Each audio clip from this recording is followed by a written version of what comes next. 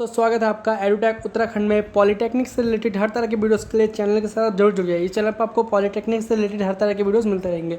तो आज की वीडियो में मैं आपको बताऊंगा कि पॉलीटेक्निक की बेस्ट ब्रांचेस कौन सी है और सैलरी के बारे में आज डिस्कस करने वाले हैं। कौन सी ब्रांच जो सबसे ज़्यादा जॉब लगती है इस बारे में बात करने वाले हैं। तो वीडियो को शुरू करते हैं बिना किसी देरी के। मैं कोशिश करता हूँ कि सारी जो इन्फॉर्मेशन है मैं बना दूं उसकी वीडियो, और मैं सारी जो इन्फॉर्मेशन आती रहती है पॉलीटेक्निक की और उत्तराखंड पॉलीटेक्निक की सारी वीडियो बनाता रहता हूँ। चैनल के साथ जरूर जुड़ जाइएगा।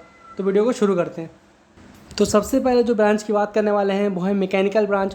तो मैकेनिकल ब्रांच में जॉब की बात करें तो इसमें सबसे ज़्यादा प्लेसमेंट की बात करें तो मैकेनिकल इंजीनियरिंग ही है जिसमें सबसे ज़्यादा प्लेसमेंट लगती है। चाहे वो कोई सा भी कॉलेज हो, चाहे ऑल इंडिया कॉलेज की बात करें तो सबसे ज़्यादा जो प्लेसमेंट लगती है वो मैकेनिकल में लगती है, क्योंकि मैकेनिकल इंजीनियरिंग से रिलेटेड बहुत सारा काम होता है और उस कंपनियों में, और उसमें ही प्लेसमेंट सबसे ज़्यादा होती है। तो अगर आप मैकेनिकल इंजीनियरिंग लेना चाहते हैं तो आप ले सकते हैं, और इसके ये डिप्लोमा करने के बाद भी आपको आसानी से जॉब मिल जाएगा। और इसके बाद अगर आप आगे आके बीटेक करना चाहें तो आपको और ज़्यादा मदद मिल जाएगा आने वाले समय में। तो मैकेनिकल इंजीनियरिंग में सबसे ज़्यादा जॉब लगती है। और शुरुआत की बात करें, अगर आप डिप्लोमा कर रहे हैं, मैं डिप्लोमा से ही बात करूँगा। अगर शुरुआत की बात करें तो अभी के टाइम पे आपको शुरू में ही 12,000 से लेकर 15,000 तक आपको शुरुआत में ही मिल जाता है।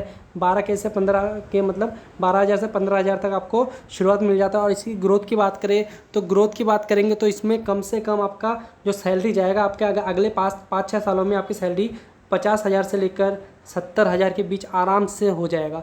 अगर आप कंपनी में अपना काम करते रह रहे हैं और आपने एक सेक्टर में अच्छे से काम सीख लिया किसी एक सेक्टर का, तो आप धीरे धीरे आपकी सैलरी 5 सालों में ही आपकी 50,000 से लेकर 70,000 तक हो जाएगी और आपकी लाइफ सेटल हो जाएगी।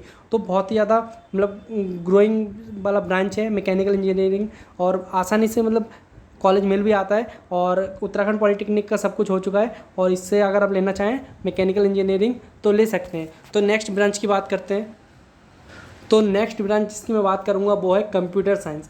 तो कंप्यूटर साइंस मोस्टली जो स्टूडेंट्स हैं वो लेना चाहते हैं, क्योंकि वो लोग ये कंप्यूटर के सेक्टर में अपना काम करना चाहते हैं। ऐसे सैमसंग कंपनी, गूगल हो गई, वहाँ पे तो डिप्लोमा लेकर जा नहीं सकते, इसलिए सैमसंग कंपनी, माइक्रोमैक्स, इन सब कंपनियों में काम करना चाहते हैं। और मैं सीएस की सैलरी की बात करूँ, क्योंकि इसके प्लेसमेंट मैकेनिकल के मुकाबले भले ही मैकेनिकल के मुकाबले कम हो, लेकिन इसका अगर प्लेसमेंट लगता है बहुत ही कॉलेज ऐसे हैं जो अच्छे कॉलेज, यहाँ पे सीएस के लिए बहुत सारी अच्छी कंपनी आती है, जैसे सैमसंग, माइक्रोमैक्स और ऐसे ही बहुत सारी कंपनी आती है। और उसकी सैलरी मैकेनिकल इंजीनियरिंग के मुकाबले बहुत ही ज़्यादा होती है शुरुआत में ही इनकी सैलरी 18,000 से 20,000 के बीच में मिल जाता है पर मंथ की बात कर रहा हूँ। 18,000 से 20,000 पर मंथ शुरुआत में ही मिल जाता है सीएस वालों को। और इनमें लाइफ करियर की बात करें तो आने वाले 5 सालों के अंदर ही इनकी सैलरी 70,000 से लेकर 80,000 90,000 तक आसानी से हो जाता है 5-6 सालों के अंदर ही, क्योंकि बहुत ही ज़्यादा ग्रोइंग ये ब्रांच है। और अगर इसमें आपको सैलरी इस प्लेसमेंट लग गई शुरुआत में डिप्लोमा करके, तो इसमें आपको बहुत ही ज़्यादा ग्रोथ होने के चांसेस है, बहुत ही ज़्यादा सैलरी इसमें मिलता है। और आसानी से आपको जॉब अगर नहीं भी मिला डिप्लोमा करके तो आप छोटी मोटी कंपनियों में काम कर सकते हैं, और साथ में आप अपना बीटेक कर सकते हैं। बीटेक करने के बाद आपकी सैलरी जो होगी और ज़्यादा ग्रोइंग हो जाएगी। और इसके बाद आपको बीटेक करना ही पड़ता है, क्योंकि सीएस करने के बाद बहुत सारी कंपनी होती है, वहाँ पे बीटेक वालों ग्रेजुएशन वालों को प्राथमिकता मिलती है। तो इसके बाद में आपको बीटेक करना पड़ता है। तो उसके बाद आपको एक तो आपको डिप्लोमा करने के बाद आसानी हो जाती है बीटेक करने में, और ऊपर से आपको बहुत ही ज़्यादा ग्रोइंग प्लेसमेंट उसमें मिल जाता है। तो बहुत ही ज़्यादा ग्रोइंग सेक्टर कंप्यूटर साइंस भी है। तो नेक्स्ट ब्रांच की बात करते हैं। तो नेक्स्ट ब्रांच जो है वो है सिविल इंजीनियरिंग। तो देखिए, सिविल इंजीनियरिंग का प्लेसमेंट लगता है गवर्नमेंट कॉलेजों में। मैं आपको बता दूं कि सिविल इंजीनियरिंग का प्लेसमेंट लगता है, लेकिन सारे ब्रांचों के मुकाबले जो सिविल इंजीनियरिंग का प्लेसमेंट होता है वो बहुत ज़्यादा कम होता है, क्योंकि सिविल इंजीनियरिंग का जो सेक्टर हो गवर्नमेंट सेक्टर में बहुत ज़्यादा नौकरियाँ निकलती है। तो प्राइवेट सेक्टर में कंपनी आती है, जैसे सीमेंट की बहुत सारी कंपनी आ जाती है, तो सीमेंट टेस्टिंग के लिए बहुत ज़्यादा प्लेसमेंट लगती है।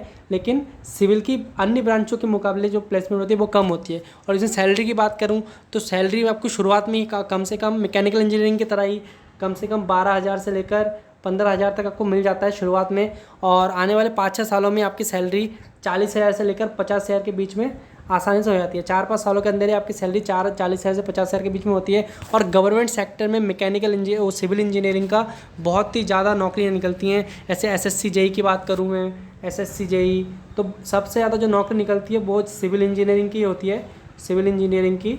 तो इसके बाद अगर आप गवर्नमेंट सेक्टर में जाना चाहते हैं तो आप सिविल इंजीनियरिंग ले सकते हैं और आसानी से बहुत ज़्यादा नौकरियाँ निकलती है सिविल इंजीनियरिंग के अलग अलग सेक्टर में, जैसे SSC हो गया और ऐसी गवर्नमेंट जॉब बहुत ज़्यादा निकलती है। मैं एक वीडियो लाऊंगा इसमें पूरा जितने गवर्नमेंट सेक्टर है, कौन कौन से गवर्नमेंट सेक्टर में कौन कौन से ब्रांचेज जा सकते हैं, वो वीडियो में बना दूंगा। तो सिविल इंजीनियरिंग का गवर्नमेंट सेक्टर में बहुत ज़्यादा स्कोप होता है। तो अगर आप गवर्नमेंट सेक्टर में जाना चाहते हैं तो आप सिविल इंजीनियरिंग से अपना डिप्लोमा कर सकते हैं। और SSC JEE तो ज़्यादातर डिप्लोमा वालों के लिए होता है। तो अगर आप सिविल इंजीनियरिंग से जाना चाहते हैं तो आप जा सकते हैं। इसका ग्रोथ भी है, प्लेसमेंट भी लगता है इसमें, लेकिन अन्य ब्रांचों के मुकाबले इसमें जो प्लेसमेंट होता है वो कम होता है। तो नेक्स्ट ब्रांच की बात करते हैं। अब मैं आपको बताता हूँ इलेक्ट्रिकल इंजीनियरिंग का। तो मैकेनिकल इंजीनियरिंग के बाद जो सबसे ज़्यादा जिसमें प्लेसमेंट लगती है वो है इलेक्ट्रिकल इंजीनियरिंग। इलेक्ट्रिकल इंजीनियरिंग का स्कोप भी बहुत ज़्यादा है, अगर आप लेना चाहते हैं तो ले सकते हैं, बहुत ही ज़्यादा। और बहुत सारे कॉलेजेस में उत्तराखंड में गवर्नमेंट पॉलिटेक्निक के, तो अगर आप इलेक्ट्रिकल लेना चाहते हैं तो इसमें भी बहुत सारे स्कोप है। इसमें भी सैलरी आपकी शुरुआत में ही कम से कम 10,000 से लेकर 15,000 तक आसानी से मिल जाएगा सैलरी शुरुआत में। और आने वाले 5-6 सालों में आपकी सैलरी कम से कम 40,000 से लेकर 60,000 तक आसानी से हो जाएगी। बहुत ही ज़्यादा ग्रोइंग सेक्टर है। और प्लेसमेंट मैकेनिकल के बाद जो सबसे ज़्यादा प्लेसमेंट जिसमें लगती है वो इलेक्ट्रिकल इंजीनियरिंग है।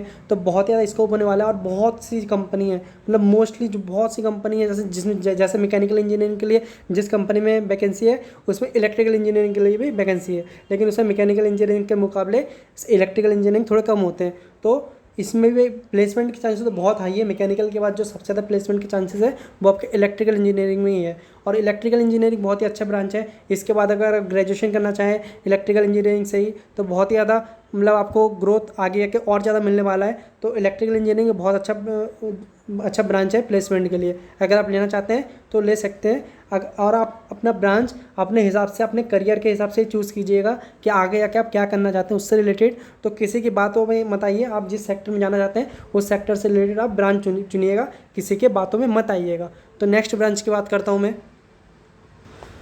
तो एक उभरता हुआ ब्रांच जो है केमिकल इंजीनियरिंग अभी उभर के आ रहा है और ये आने वाले समय में और ज़्यादा उभरने वाला है केमिकल इंजीनियरिंग। तो केमिकल इंजीनियरिंग में भी प्लेसमेंट अभी धीरे धीरे इसका प्लेसमेंट बहुत ही ज़्यादा अच्छा चल रहा है। और बहुत से गवर्नमेंट कॉलेज है इसका प्लेसमेंट बहुत ही ज़्यादा अच्छा दे रहा है। उत्तराखंड में भी ऐसे कॉलेजेस हैं जो केमिकल इंजीनियरिंग का जो प्लेसमेंट है अच्छा दे रहे हैं। तो केमिकल इंजीनियरिंग में जैसे बहुत सारी फार्मास्यूटिकल्स कंपनी होती है जिसमें आप जा सकते हैं। और ऐसे ही मतलब प्राइवेट बहुत सारे गवर्नमेंट सेक्टर भी है जहाँ पे केमिकल इंजीनियरिंग की ज़रूरत पड़ती है, तो वहाँ पर भी जा सकते हैं। इसकी सैलरी की बात करूँ तो शुरुआत में आपको कम से कम बात करूँ तो 9,000 से लेकर 14,000 तक आसानी से मिल जाता है शुरुआत में। और आने वाले 4-5 सालों में आपकी सैलरी 30,000 से लेकर 40,000 के बीच में आसानी से आपकी सैलरी हो जाती है। 30-40 हज़ार आसानी से आपको सैलरी मिल जाएगी। और अगर आप इसके बाद और ज़्यादा अपनी पढ़ाई में आगे पढ़ना चाहते हैं तो पढ़ सकते हैं, तो सैलरी आपकी और ज़्यादा ग्रोथ होगी। तो जितना आप जिस सेक्टर के बारे में जितना आप सीखेंगे उतनी ही आपकी ग्रोथ बढ़ती जाएगी। तो केमिकल इंजीनियरिंग एक उभरता हुआ सेक्टर है जो भी चल रहा है, तो और आने वाले समय में ये और आगे चलने वाला है। तो अगर आप लेना चाहें केमिकल इंजीनियरिंग से पढ़ाई करना चाहते हैं तो आप ले सकते हैं केमिकल इंजीनियरिंग। तो नेक्स्ट ब्रांच की बात करते हैं। अब मैं आपको बताता हूँ एग्रीकल्चर इंजीनियरिंग का।